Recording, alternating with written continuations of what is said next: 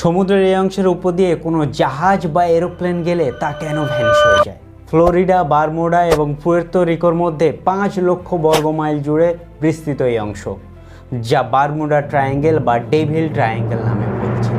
বিখ্যাত ঘটনাগুলির মধ্যে অন্যতম হলো ফ্লাইট 19, মার্কিন নৌবাহিনীর 5টি বোমারু বিমানের একটি দল যা ট্রেনিং মিশন চলাকালীন অদৃশ্য হয়ে যায়। এছাড়া ইউএসএস সাইক্লোপস নামক একটি বিশাল নৌজাহাজ 309 জন ক্রু সদস্য নিয়ে হঠাৎ করে উধাও হয়ে যায় এবং যার কোনো চিহ্ন, দেহাবশেষ কিছুই মেলে না।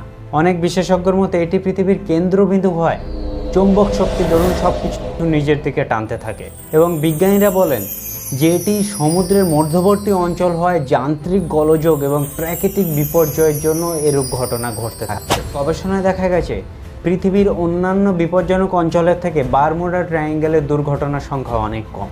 অভিশপ্ত বা বিপদ